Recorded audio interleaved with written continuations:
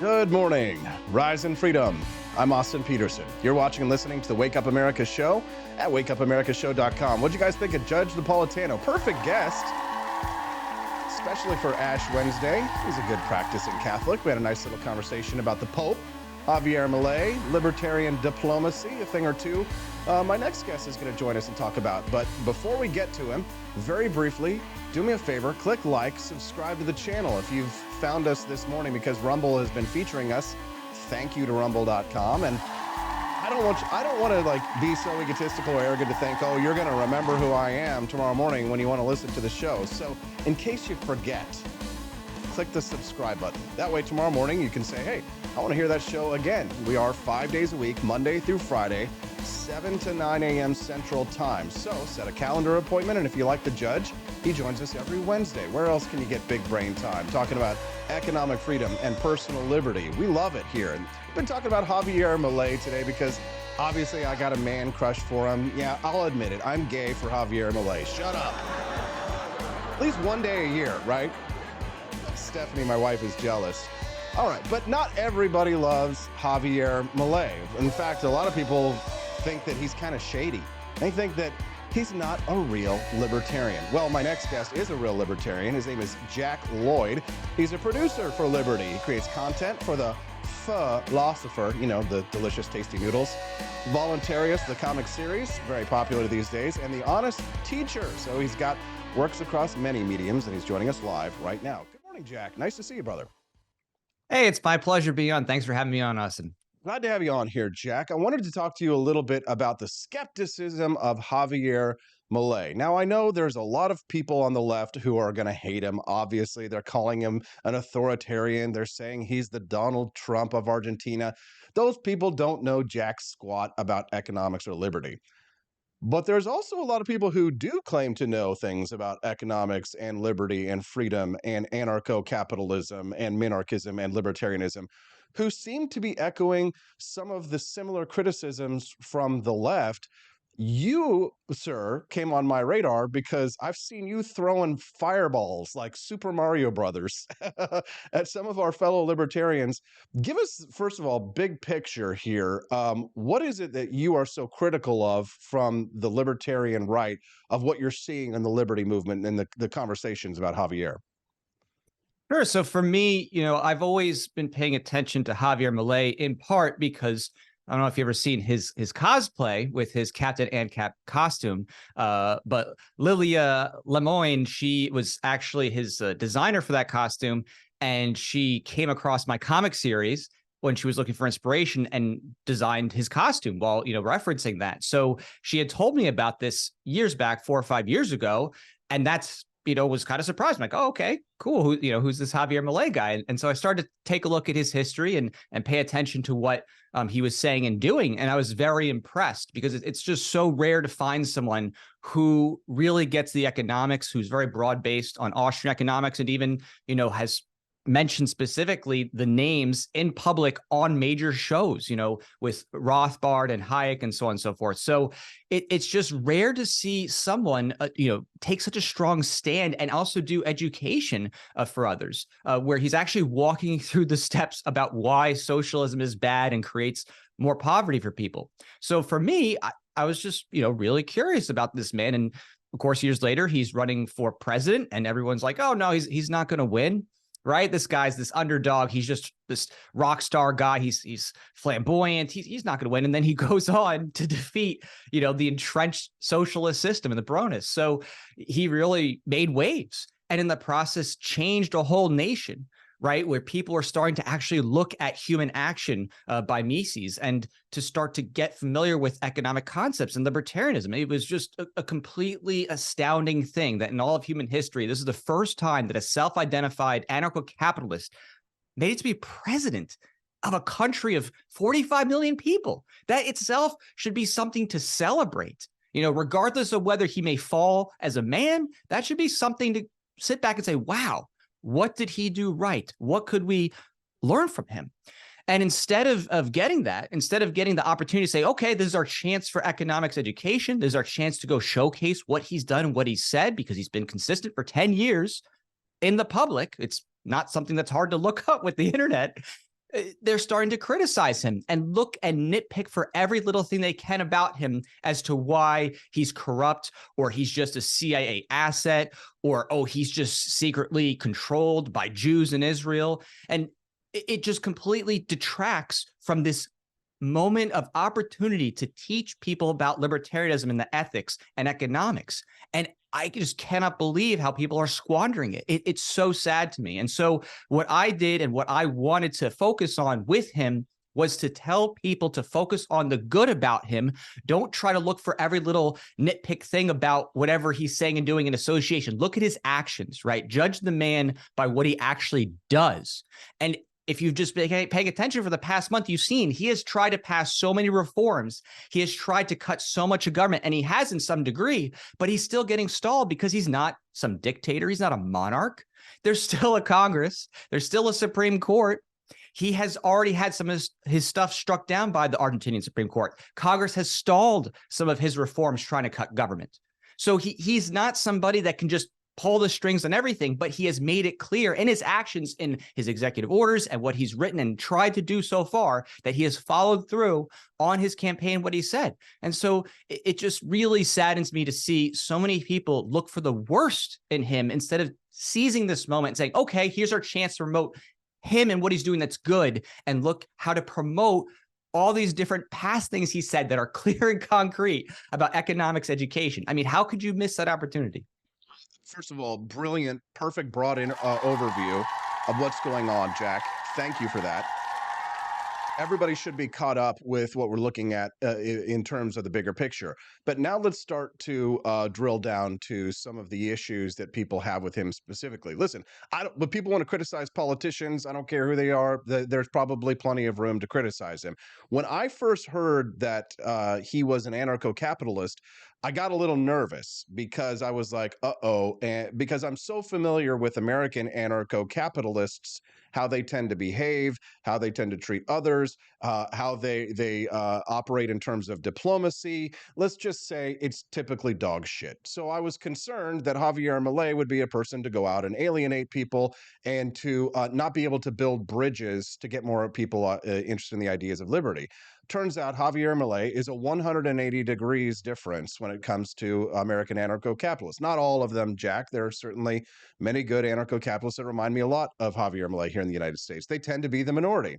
We tend to be dominated by people here in the United States who tend to be what I like to refer to just as anti-West. Not to say that there aren't criticisms of American foreign policy or Israeli foreign policy or domestic policy. There certainly absolutely are. But I consider myself to be someone who doesn't look at foreign policy in terms of what do you call it, a moral equivalence, if you will. There's a lot of what I call sort of woke leftism that has infected American anarcho-capitalism. Some anarchists laugh when I suggest that, but my definition of it simply is that a wokeism is a view of there being the world as oppressors and oppressed. The idea that every interaction is between aggressors and the aggressed, rather than states acting in their own self-interest in regards to foreign policy. Javier Milei is an anarcho-capitalist who is pro-Israel and pro-West. And that has triggered the absolute shit out of anarcho-capitalists like Dave Smith and Clint Russell. Why?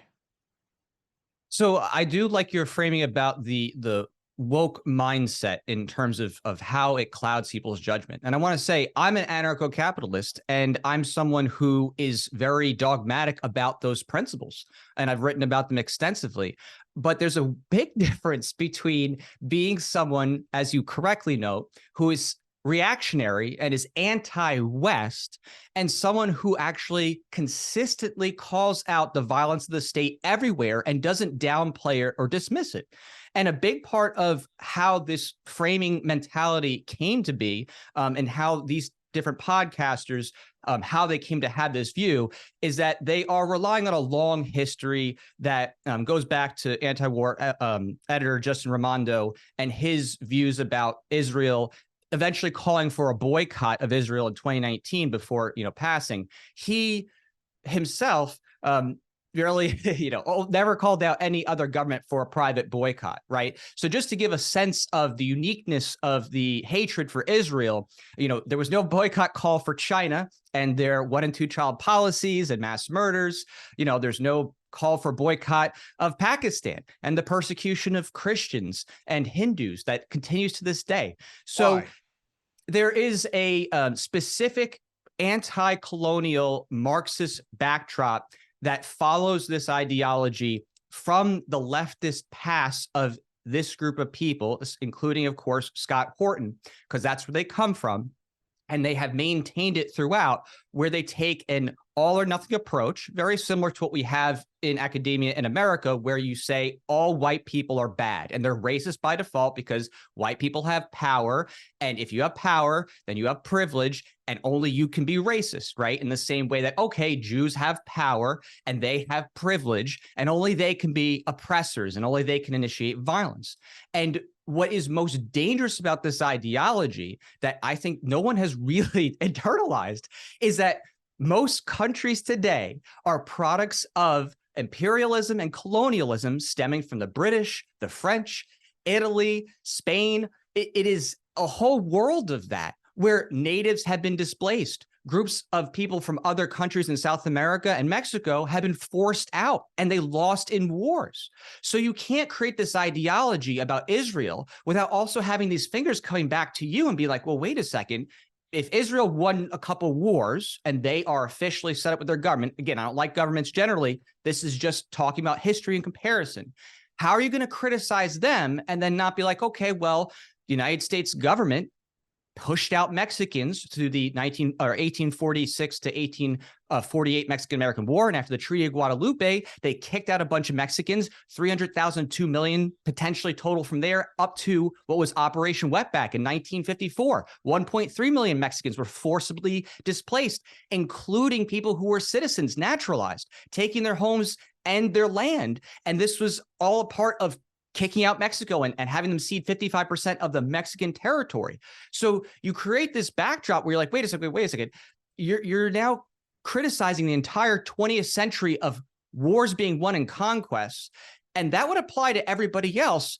And you're actually feeding that all or nothing oppressor victim mindset by having this type of framework. And it's hypocritical on a next level. I mean, first and foremost, because they're sitting there and saying, well, let's build up walls on the border and let's put troops along the border. And it's like, whoa, wait a second. But you're saying that you don't want that with the people in Gaza and the West Bank, because that's an open air prison, but you want to build that for Mexicans who themselves have a history to the land in the United States. They actually have displacement, forceful displacement, and they have suffering from the U.S. war on drugs and the cartels being funded. So there's some really big philosophical challenges that are being presented in this situation. And because of that and the hypocrisy, they end up having these weird collectivist gobbledygook word salads about, well, it's the will of the people when it comes to America and border policy. But then it doesn't apply to Jews who are living there and they have a collective will there too for their borders, right? So again, there's no consistency to it, except if you understand that it's a one-sided philosophy rooted in a very traditional Marxist framework of class warfare, where if you're a colonial occupier, you're the white oppressor, and therefore you can never do any good. Anything that bad happens to you is just a consequence of blowback no matter what, and you deserve it. And if you have that mentality, you're always going to be victim, basically blaming whenever those people are attacked. And the idea that, oh, this is just, a conquest problem of Israel and the Nakba and all this other stuff, it is really something wild, because it ignores all the history that led up to Israel's creation in the first place and the violence that took place with various riots in the early 20th century and the Ottoman Empire, and then the British Mandate and the conflicts that happened there as well, in terms of deciding, who gets what land, because it's a battle among governments in secession of each other. So it really is something that's frustrating, because they pick this one point in time, in 1948, and then ignore the rest of the history and ignore the rest of all colonial efforts and all imperialism and all displacements around the world, including things that, like, for example, Syria was a creation out of this, World War II, development of nationalism. Pakistan had 14 million people displaced, 1 million people murdered as people were fleeing because the Muslims were persecuting the Hindus. And that persecution still goes on today. There was 1,500 Hindus who were seeking refuge in India because of persecution. Christians are persecuted there as well. So there's just this crazy mentality that the only violence that's meaningful is what's in Israel, whatever the Western media focuses on, because they're trying to drum up more financial support, which I don't agree with, of course, to Israel, to whatever else they're running the money to, Ukraine, wherever. It's always the current thing. And in the process of this, everything gets lost about the history. Everything gets lost about the questions of property rights. And people stop calling for a libertarian order. They're no longer saying, hey, we should be promoting libertarianism, property rights, free speech, free trade. Where's that discussion? It's just, oh, well, they're committing a genocide, right? Even though if they want to commit a genocide, it'd be very easy to do, to just wipe them all out with the IDF. No, they're not committing a genocide. It's an escalation and in many ways unethical that I don't agree with. And I think it's horrible and it's going to create more blowback. But the inflammatory language and the inconsistent framing causes people to have this mentality that, unsurprisingly, causes people to say, oh, Jews are all evil. They're just the puppeteers. They control the world. And, Hamas, they're just on a Jewish string. And they're just, killing people because the Jews tell them to, because that's what they want, even though the money that they got actually didn't just come from Israel, when they had blowback from that too, which was unethical back in the late 70s, 80s. It was money from other governments being funded over to Hamas and being let through from like Qatar and Iran because they wanted to fund the radicals who would then be a thorn in Israel's side. That was the whole point. So this idea that, oh, there's no radical Islam, that's just, the U.S. foreign policy's blowback is crazy. This ideology is what underpinned the Islamic Empire. I mean, was the Ottoman Empire not violent with its mandatory conscription and the wars that were engaged in? It is only Israel. Only Israel and the United States who are violent. Check out the big brain on Jack. Okay. Take a breath, Jack. It is absolutely insane. First of all, you're saying everything that I have been saying and thinking for months now. It's great to hear it. I love having my opinions read back to me in someone else's voice. I'm speaking to Jack Lloyd. He's a voluntarist and anarcho-capitalist in the vein of Javier Milei. So if you're a big Javier Milei fan and you clicked on us because of that thumbnail, you're in the right place. So click one more time, the like button, and one more time, two more times there. Click the subscribe as well and come back and join us here every Monday through Friday where we have big brain discussions like this, international politics. So this conversation between Jack Lloyd and I began because I saw that while I've been suffering the slings and arrows of outrageous fortune, I thought alone in pointing out some of the hypocrisies of the United States anarcho-capitalist movement in regards to their criticisms of Javier Milei and his particular like of the Chabad Lubavitch Jewish sect of Israel and his kindness to also Pope Francis, who he has criticized in the past. I thought I was alone. When I saw Jack Lloyd going ham and throwing fireballs on the internet the other day, saying a lot of the things that I have been thinking and saying for months now, I realized, hey, there's at least two of us, perhaps. So in regards to the Pope Francis question here, I saw you weighing in on this one. He has said some not nice things about Pope Francis, but then he goes and shakes Pope Francis's hand afterwards. Some people were a little bit triggered by that, but nowhere near as triggered as they were when he met with another head of state, Benjamin Netanyahu. It does seem as if there is some kind of special exemption, you're noticing, I guess, right? Just a teensy bit of hypocrisy. Yeah, and to me, I'm not surprised in the cultural sense, the hypocrisy. I mean, if you just run the numbers, there's 2.6 million people who are Christian around the world, 1.3 billion Catholics. So I'm not surprised when people have a bias toward, oh, he's meeting with the Pope. Okay, I'm less triggered by that because it's not, as less common of a religion. But when people see him meeting in Israel and going there, checking out the Holocaust Museum, being at the Wailing Wall and just feeling a connection for himself, spiritually about his history and his religious views and just feeling empathy, for them, that's too much. They can't handle that he just feels a connection to the Holy Land, where much of the world's religions actually have a tie to for their history among Islam and Christianity and Judaism, which, for anybody else should just be, pretty much a normal thing for 2/3 of the world, right? But him saying that he supports Israel also was this propaganda framing, because they made it seem as if, oh, he supports genocide because he supports Israel unconditionally. And I'm sitting there saying, okay, let me go read his words, what he actually said, right? Instead of these headlines. And instead of that, he actually said, as president of Argentina, I reaffirm my unconditional commitment to a society based on freedom and human dignity. And I reaffirm my request for the liberation of the kidnapped hostages, right?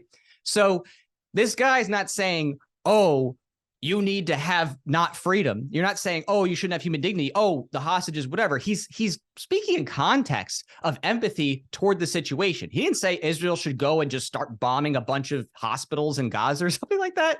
And then there's again, when he says another statement about his unalterable commitment, he says, I accompany you in this difficult moment, and I want to ratify at this moment my unalterable commitment to the state of Israel, to the Jewish people in their fight against Islamic terrorism for peace and freedom. And you could sit there and criticize the Israeli government for failing at this or intentionally frustrating it in different ways. And you could say, yeah, they've done bad things, just like the US government. But the idea to say that, oh, yeah, Javier Milei, he doesn't care what the Israeli government does. They could just murder whoever and he'll just support it is total nonsense. Everything he said was in a context specifically with the situations of fighting Islamic terror, of wanting peace, of wanting freedom, which matches his rhetoric in every other fighting regard. Islamic terror. So. Now, let me interrupt you for just a moment. Yeah. It's that fighting Islamic terrorism that seems to be a bit of a bugaboo for American anarcho-capitalists. Because if you were to suggest that we should fight Islamic terrorism, would that make you a neocon like me, Jack? Well, there's a big difference between fighting Islamic terrorism as a state, which I am not for in terms of this proactive U.S. military interventionist nonsense. That is not how you deal with that situation. We need private defense against actual terrorist attacks, just like any muggers or robbers or pirates. And we also need the principles of freedom and property rights being preached and normalized over in that region. So a big part of why that was frustrated is because Operation Ajax and the U.S. government going into a color revolution and that having blowback, right? Or the U.S. government with the Mujahideen and Operation Cyclone, funding two sides and then trying to be like, oh, okay, we'll stop the Soviets this way, and then that leading to Taliban and Al Qaeda and blowback. So this whole idea of you're going to get to freedom and peace and prosperity by creating more enemies who then come back to haunt you is nonsense. You need free trade. Mises got it right. Free trade builds inroads to peace, right? And so what's the first thing that all these countries start doing when they get in a conflict? Oh, you can't trade with Israel or we'll put you in jail if you're in Lebanon. Oh, Israel, oh, you can't trade with other people. It's insane. That's the counter to peace. We need free trade. We need free speech. We need property rights. And people who ignore that aspect to this calculation are doing the greatest disservice because all they're doing is drumming up new collectivist hatred. And that is the tragedy. Absolutely. I absolutely agree that we do need more free trade and we need more education about liberty and free markets. But at the end of the day, if you're a pirate or a terrorist, then there is a legitimate response there that does involve the use of force. That's my argument.